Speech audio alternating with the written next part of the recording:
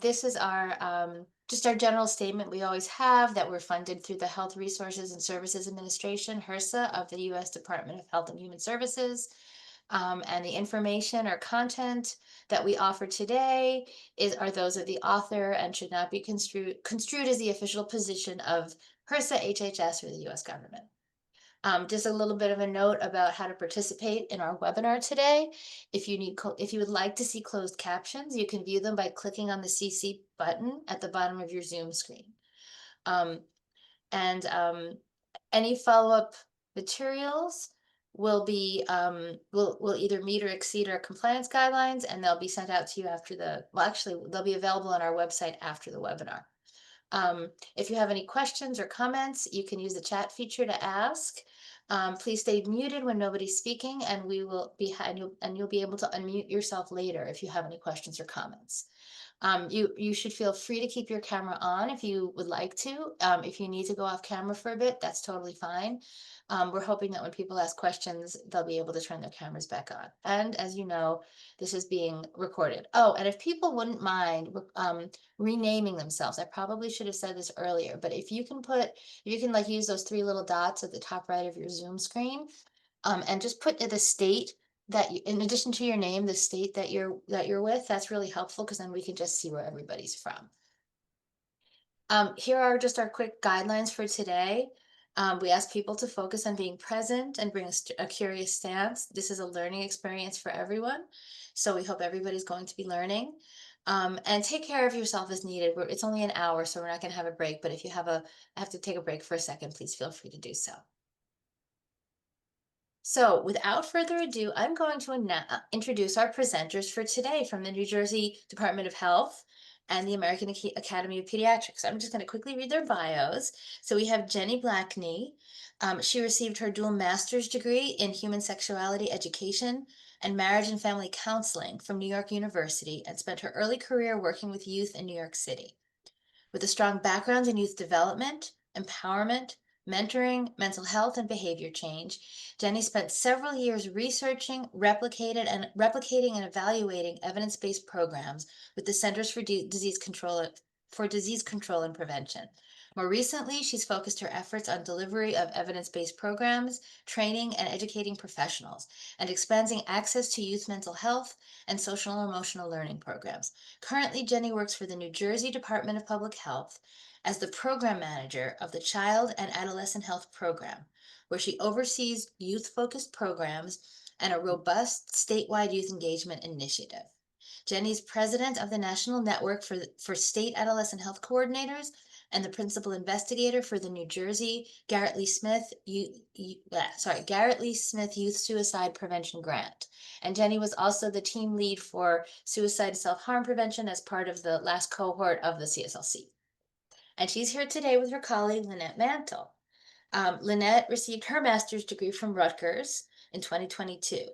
And before coming to the New Jersey chapter of the American Academy of Pediatrics, she realized her love for interacting with youth by working as a resident assistant through her university. And she mentored college-age youth through programs focusing on mental health, sexual health, community, and leadership. In her role as program manager at NJAAP, Lynette manages the Youth Planning Committee, which consists of 25 youths between the ages of 15 and 22. They provide a safe space for youth to discuss mental health, reduce stigma, and learn how to help themselves and their peers in a crisis. Most notably, the Youth Planning Committee designed a statewide campaign and toolkit to address suicide prevention, which is what they're going to be about today. So I'm going to introduce Jenny. So here are Jenny and Lynette, your presenters for today. Thanks, Lauren. Thank you. And hi, everybody.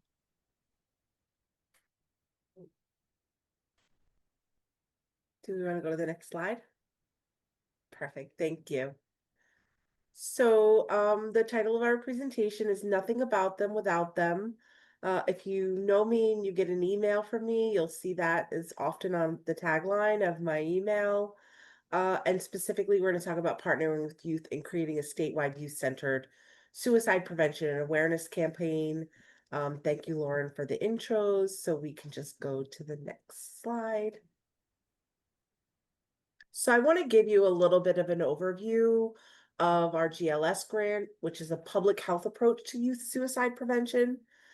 Our goals were to improve youth's readiness to thrive by increasing resiliency and protective factors, improve youth readiness to support by increasing the number of youth serving professionals, youth serving organizations who are able to identify and work with youth at risk for suicide, to improve readiness to care by increasing the capacity of clinical service providers to assess, manage, and treat youth at risk, and to improve readiness to embrace by increasing continuity of care and following up of youth at risk for suicide or those exposed to death. So some of our partners, we are the lead in this grant, but we have pretty extensive partners in the grant. It is an interdepartmental grant, so we partner with our New Jersey Department of Children and Families, Children's System of Care, the New Jersey Department of Human Services, and the Office of the Secretary of Higher Education. Our subawardees for this grant include the New Jersey chapter of the American Academy of Pediatrics, and Lynette is representing them today. We also partner with the New Jersey Council of County Colleges and Empower Somerset and Monmouth University in our state. Some of our community partners that don't receive direct funding from us but partner with us in the work that we do are the Society for the Prevention of Teen Suicide, the New Jersey chapter of the American Foundation for Suicide Prevention, Mental Health Association of Monmouth County, New Jersey Traumatic Loss Coalition, Conscious Youth Development Services, and there are also others like, I think I said AFSP. Yeah, so go to the next slide. So some of the things that we've accomplished so far with our GLS grant include that we've hosted 4 youth summits reaching over 400 youth and school staff across the state. We're just planning and we'll have our final youth summit for the grant in September. And then, planning to reapply for funding. We developed a website, Prevent Suicide New Jersey, and we'll talk a little bit about that today. Other states have them as well. There's Prevent Suicide PA, there's Prevent Suicide New York. And so we're one of several states that have created these all-inclusive learning spaces around suicide prevention for youth. We created a new program called the Department of Children and Families Project Connect. And that program supports youth and their families coming out of emergency departments in our state and provides them with linkages to services immediately at their time in the emergency room or within 72 hours after they're discharged. We have a youth planning committee that Lynette is going to talk about, and we created a suicide prevention and awareness campaign for youth by youth. Thank you, Jenny. So Jenny did mention our youth planning committee. So our planning committee is sort of like an advisory board.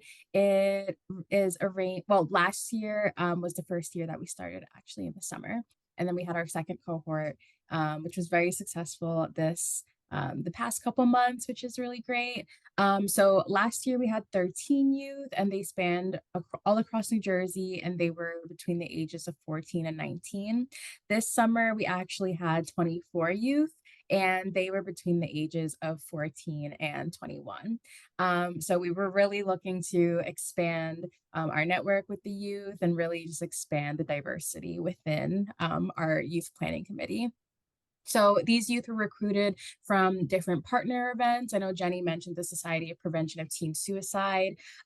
We recruited a lot of the youth from their summits that they've had. We've also had our own biannual suicide prevention summits where we have recruited some of the students and through different schools that we are partnered with and with youth serving organizations across New Jersey. So the gist of our youth planning committee summer program is it's an 8-week long program which consists of different workshops from mental health advocates, professionals, and organizations. So this past summer, we actually had the Society of the Prevention of Teen Suicide come in and speak with our youth about navigating warning signs and talking to their peers about suicide prevention. And we've also, most notably, we had the American Foundation for Suicide Prevention come in to talk to our youth about leadership and being advocates for mental health in their communities. So we really wanted to make sure that there were peer-to-peer connections and dialogues about real issues that teens are facing today. And of course, we try to educate them about wellness, mental health services, helping their peers, and safe messaging. And so, where that safe messaging comes into this to play into this is with our statewide youth social media suicide prevention campaign, which is for youth and by youth. And so basically, we worked with a media company to help us come up with some just different graphics and messaging, and you're going to see them soon, but all of the messaging and the graphics were completely made by our youth. So our media team helped us, but our youth were really the ones to really implement it and facilitate the media company with all the different messaging and graphics that you'll see soon. So we can go to the next slide.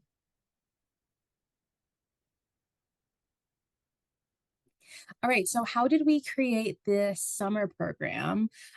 So one of the best ways to develop a campaign for a target population is to really include them in this process. So we actually have two youth associates who help us. They are one's a college age student who's studying psychology, and the other one is in high school who's very interested in public health and mental health. And they've actually really helped us to create this entire campaign and summer program. So we went through different studies, and in this one particular study by Thorne in 2020, young people were reported using social media platforms to communicate about suicide on different ways. So most notably, it was to share their experiences of suicidal thoughts or behaviors, to support one another, in particular their friends, and to discuss those who have died by suicide, including friends and family, as well as some public figures that had died by suicide within that year. And then at the next slide, I'll actually talk about the potential for harm and how we combated that.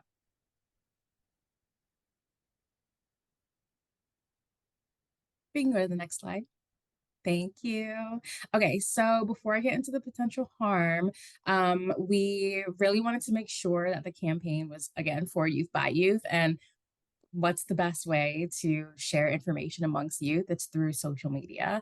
And social media has definitely changed, even from when I was young, but they really wanted to have bite-sized sections of guidelines and shareable content, such as short videos, animations, photographs, and images. And like I said, I'll show you a bit of the images and the animations that we've had, and even some of the short videos. You can actually see it on our Prevent Suicide NJ website, the short videos that they've come up with.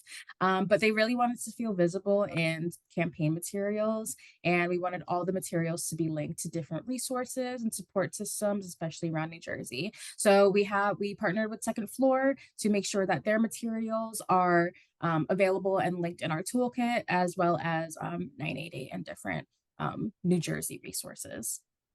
So for the potential harm, we wanted to make sure that we really were not triggering a lot of our youth, especially since it's going to be a statewide campaign. It's going to be reaching a lot of people. So certain graphics could potentially cause distress and may lead to suicidal behaviors in others. Young people might be exposed to expressions but feel ill-equipped to be able to respond to their peers when they're speaking about suicidal ideation and mental health issues. And we realize that social media needs to be viewed as part of the solution and not just the problem, in order to expand our reach and our accessibility throughout the state for our young people. And we can go to the next slide, please. All right, so how did we reduce potential harm during our program? So, parents and guardians were contacted at the start of our summer program with an overview about the subjects and the workshops. We also had a written consent form that was obtained at the start of the summer from young people and their parents. So, we made sure that they did this written consent form together so that way they both understood what exactly the program was and the topic matters that we would be talking about. We also had a certified mental health consultant that was present during the entirety of the program, and she was a really big help, especially this past summer. She was always there on different calls just to make sure that everything's running smoothly and that all the students are feeling welcomed and safe. And if there were any triggering material that was for any of our students, they knew that they could contact that mental health consultant to either talk about it or talk through it, or just to get different resources about it. So we made sure that we also had different workshops on that centered around self-care. So this past summer, we actually had our two youth associates, like I said, talk a lot about self-care, therapy, how to find therapy, the different types of therapy models. And then, of course, we touched upon safe messaging for our campaign. So after each of our workshops, members were given reflection surveys where they could have opportunities to address any concerns that they might have or reach out for support if need be. And then surveys were examined regularly to identify young people who indicated that they wanted support with a staff member or our certified mental health consultant. So we made sure that we looked at the reflections basically every day just to make sure that we're checking up on the students. You can go to the next slide, please. And this is our youth suicide prevention campaign. So our audience is mostly 14 to 22-year-olds. So we're really looking at high school age students as well as college students. And our youth were really awesome the past 2 summers. They created different graphics, stickers, slogans that really resonate with young people, especially in today's climate. A lot of them emphasized that they wanted to talk about academic stress, reaching out to friends, learning about different resources, and finding community support, especially within each other. So this is some of these. The graphic that you see on the left is actually a sticker that we've been using. Your mental health is as important as your GPA. Prioritize both. That's something that our youth were definitely talking about last summer. Just the pressures that they feel as a young person to maintain and upkeep their GPA and how that can affect their mental health. And then we also have this graphic on the right here. Your mental health is not an afterthought, it's a priority. And we really wanted to keep that messaging that your mental health really is one of the most important things. We can go to the next slide, please. And these are some of our other graphics that we have too, and messaging, like I said, that our youth came up with. So, like, be a lifeline, check up on your friends. If you're feeling stressed, try this. And our youth came up with different ways for self-care to combat how they're feeling stressed. So I wanted to pose this question to you all. How do you like these materials? Do any of them resonate with you? If you have students or if you work with younger people or if you even have kids, which one of these do you think would resonate the most with them? And you can put it in the chat or you can come off mute.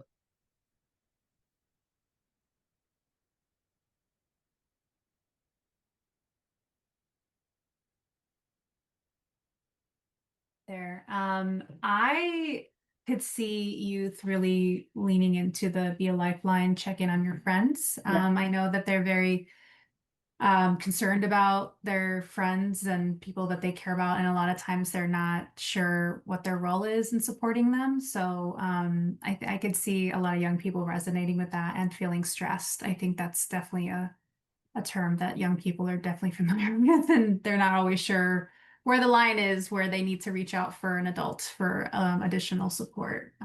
But these are beautifully made. Thank you so much. Yeah, I love that. Thank you so much, Michelle. Yeah, and that's something we really want to emphasize too, like just making sure that the youth are taking care of each other. At that age is so pivotal, especially when it comes to friendships and relationships. We wanted to make sure that, they're really looking out for each other and that they know to help their peers and where to get help. I see some other stuff in the chat, so let me look here. Oh, they definitely resonated, especially with the focus on school stress. Absolutely. Thank you so much.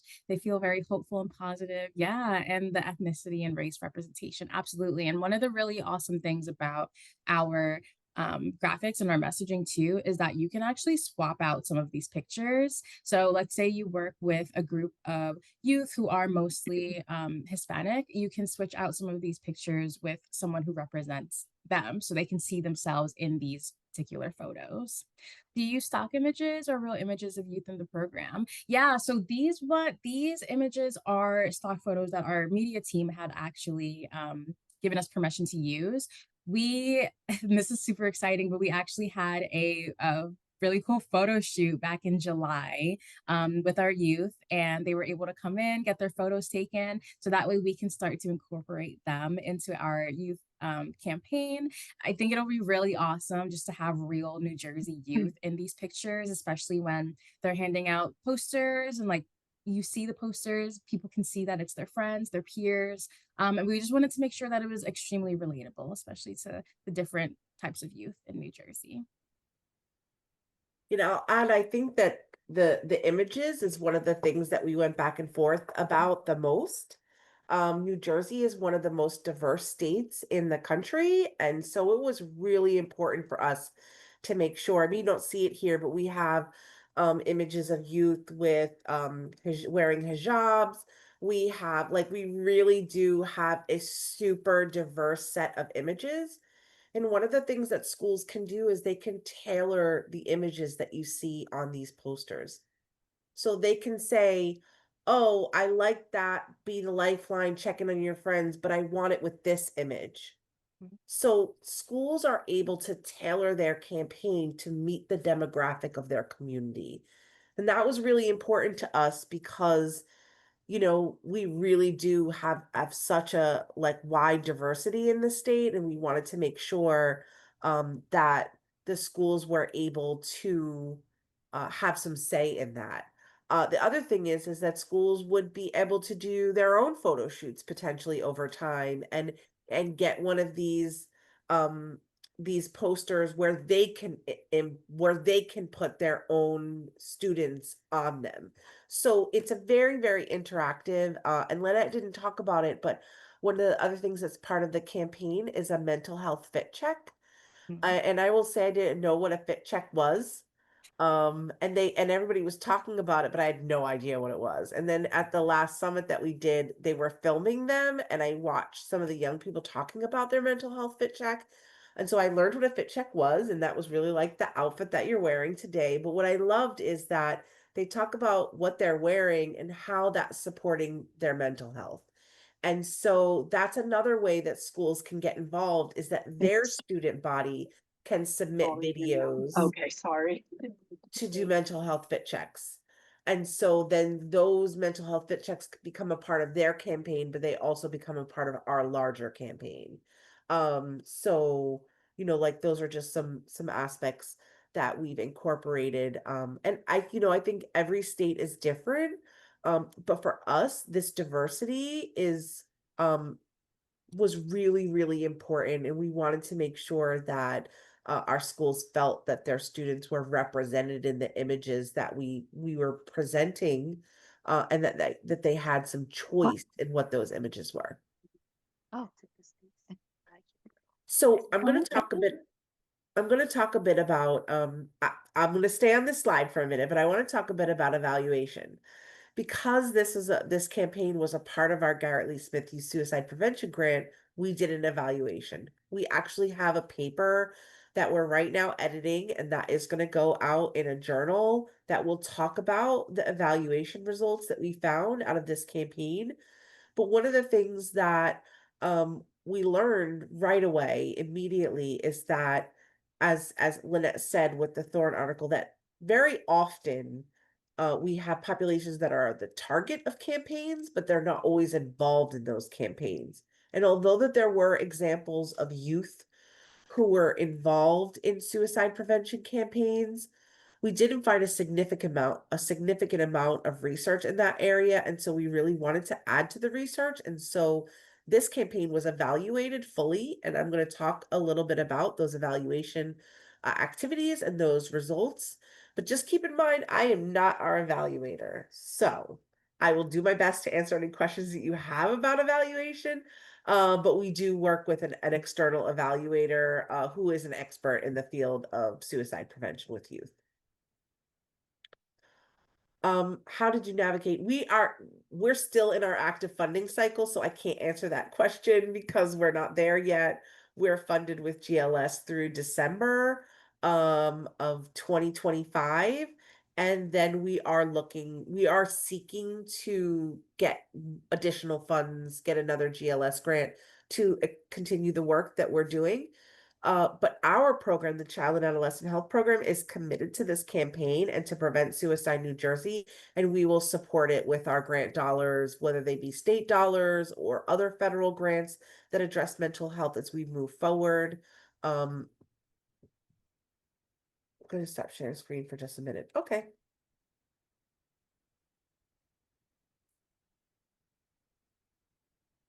Sorry, everyone. Sure. But while we're waiting, so one of the things that we wanted to talk about, and you can use the chat or microphone, but what is difficult about evaluation? Like we talk about this all the time in the work that we do. I think that there are so many people that do a lot of great work, but obviously evaluation is important. So so what is difficult for all of you about evaluation?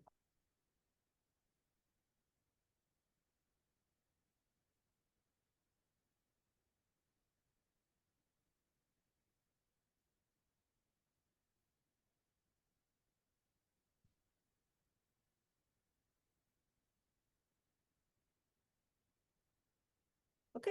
So This is in the chat, sorry, this is Claire Grace.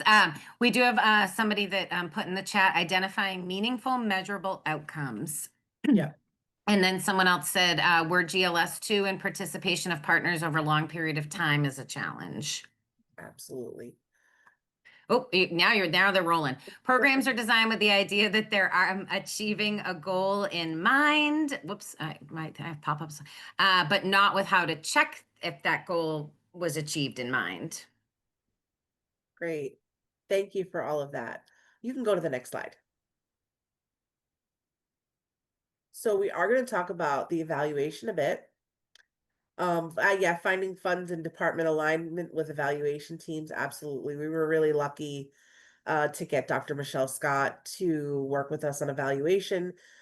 She actually, Monmouth University has had two GLS campus grants, and that's how I know Michelle and Dr. Scott. And so we knew that we were picking the right person for this, and she's done a really fantastic job.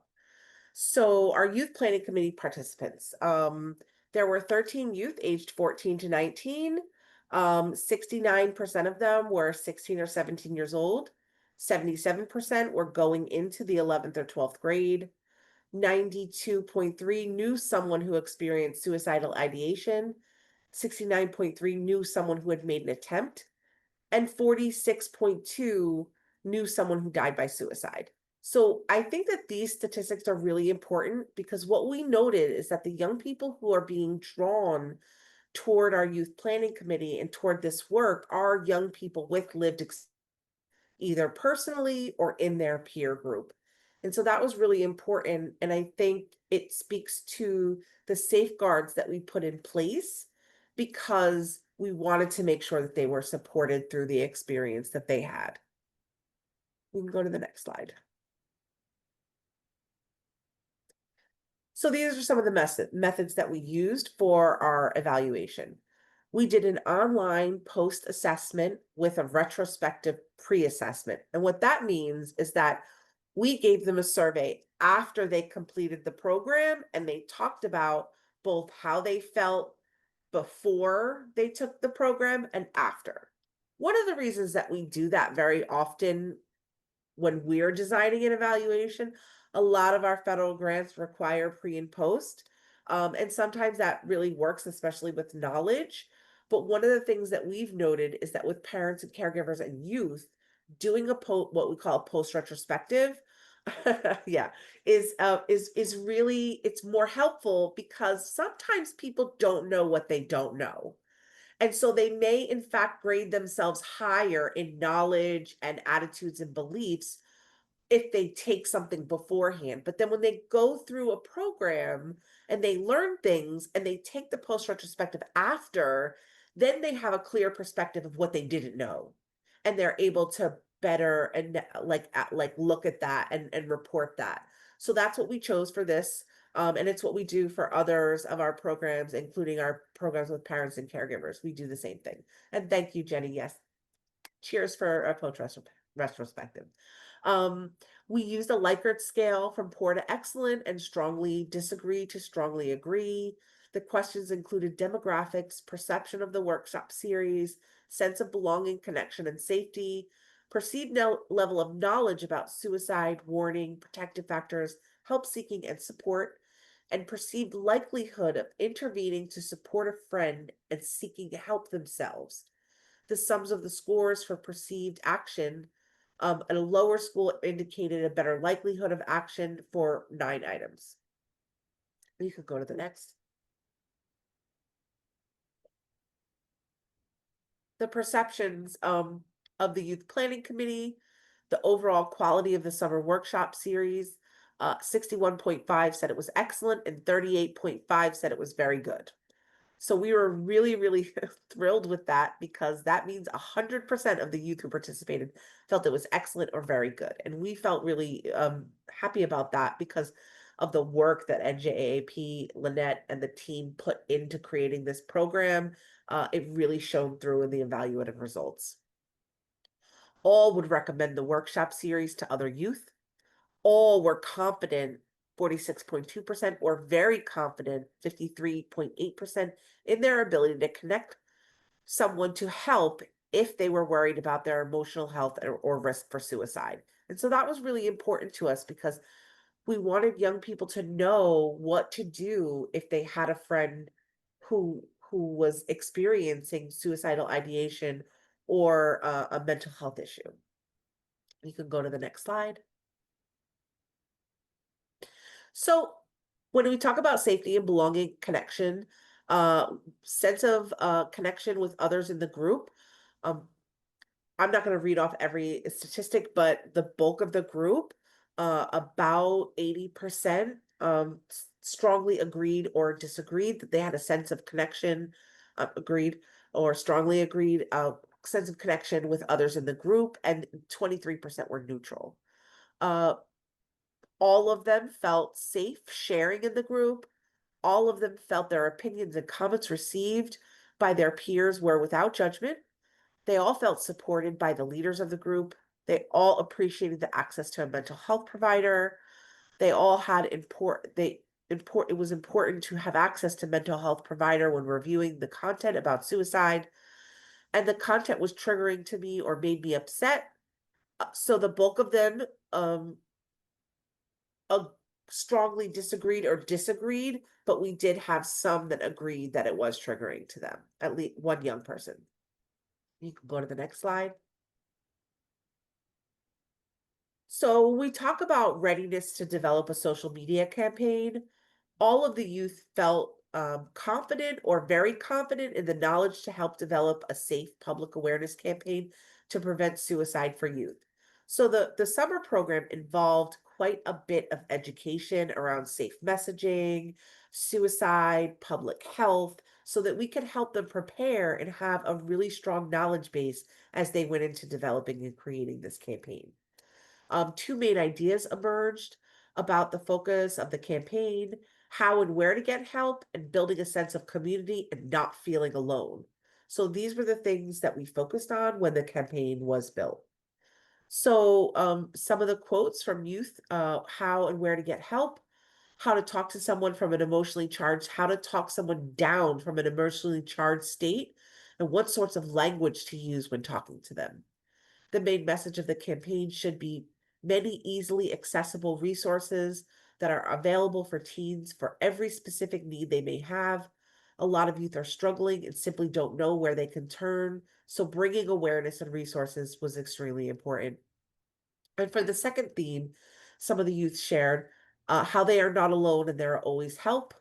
It should have it should have help to create a sense of community so that people don't feel alone during their challenge with mental health, and that no one is alone and there is help. So the feeling of not being alone and community was really important to the young people that they wanted to purvey through the development of this campaign. You could go to the next slide.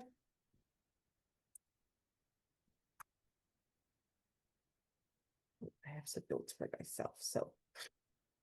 So we also asked them what the best part of the workshop was. And by and large, they talked about collaboration and safe environment or safe space. I think the best part of the workshops was the connectedness and sharing of thoughts and ideas by all members of the group. Another person shared, I think the best part of the workshop was being able to share my opinions and have my opinions being validated and accepted. I never once felt uncomfortable or felt unheard, which I really appreciated. I always felt support through this experience. You could go to the next slide.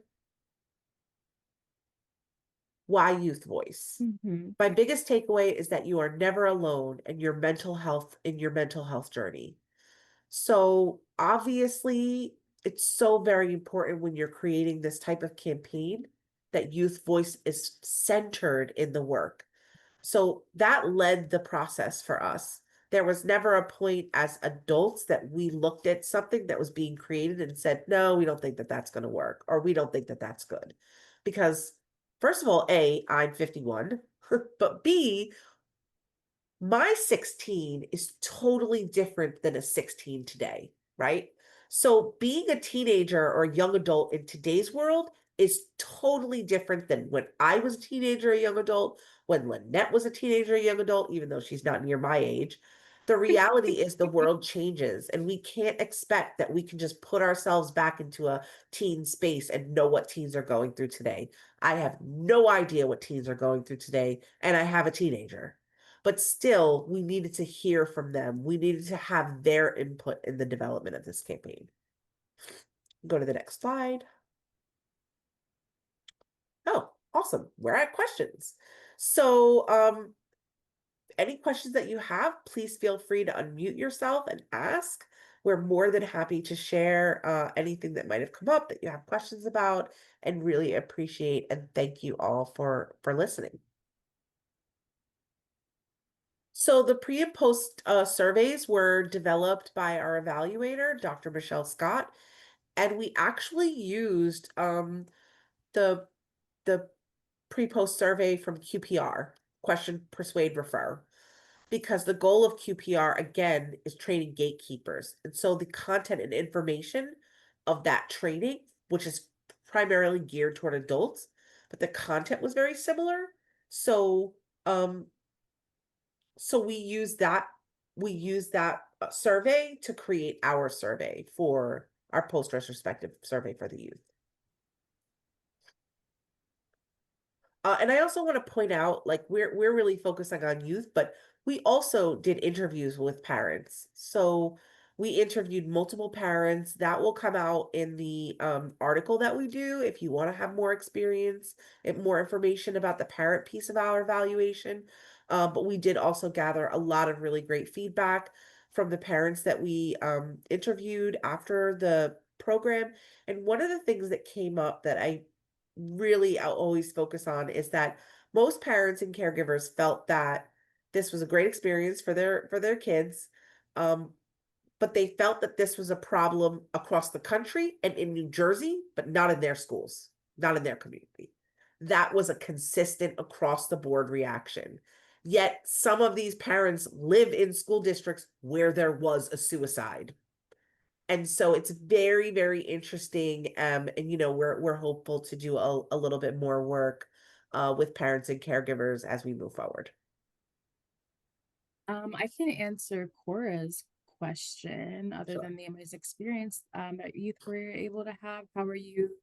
Oh, were you able to provide them with compensation? Yeah, so we were able to provide them with stipends, which a lot of them loved. And then if they didn't want the stipends, we provided them with community service. hours. I know a lot of high school students require a certain amount of community service hours in order to graduate. And this really helped them be able to be on the right track for that. I'm wondering, this sounds like a really amazing program, and I'm wondering what the timeline looked like to launch this, because we're seeing the beautiful fruits of your labor of after we've done all the steps. So I'm wondering, if I was my team and I were feeling inspired, we want to launch something similar, what does that look like to launch something like this in a timeline, a reasonable timeline? So I will say that this was a long time coming. We did recruitment for, I would say, what, Lynette, like 2 years before we were ever even able to form our YPC, our first YPC group. Yeah. And so, we really just went out to all of the events. We were consistently recruiting youth to participate. And then once we felt like we had a good enough pool of youth, then we moved forward and developed the first summer program. So the first summer program we've had our second summer program. Our first summer program was last summer. And so from the start of the summer program to the launch of the campaign, it took a year. Yeah. But recruitment took 2 years. So I'm hearing 1 year to plan and get all the steps involved, 2 years for the recruitment, and then our first launch of the program was summer of 2024. And then the program just ended just now, the one that you just had? No, we just launched this in June of 2025. This is a brand new campaign. Got We it. literally just launched. Okay. Okay. Helpful, so that we kind of know Yeah. what's a reasonable timeline of like, ooh, Yeah, and yeah. I feel like a lot of times we've had conversations with Hawaii. They're forming a state youth advisory council right now, and we've done some help with them since we've had this for a long time in our state. And I have to just say this, like, this is really, really important work, and take your time. Yeah. Rushing it isn't going to get you, it's not going to get you to the place you need to be. This was a deliverable for one of our grants, and so Right. I was a little concerned. Sure. But at the end of the day, the time that we took resulted in the product that we have, which I think Right. is absolutely phenomenal. I needed to hear you say, please don't rush this, because I Don't think, rush it. yes, because I think this is really important work, and especially around the what you shared about safe messaging and getting parents involved. Like, we want to be really thorough with these processes to protect young people too. So I appreciate you. I needed to hear that, so thank you. Yeah, and I want to emphasize that working with youth is not easy. We definitely had a flake rate in the beginning. Just youth are youth, they're doing so many different things. They're in school, they have their friends, they have their family. There's so many different things going on. So we wanted to make sure that we were keeping them on track. And they have a lot of opinions. Like, oh my goodness, there were so many times where we had to stall some process with graphics or messaging because the youth weren't agreeing on what they liked or what they didn't like. And so I think that's just a part of the process and a part of the nature of working with youth. It is going to take a long time, and that's completely okay.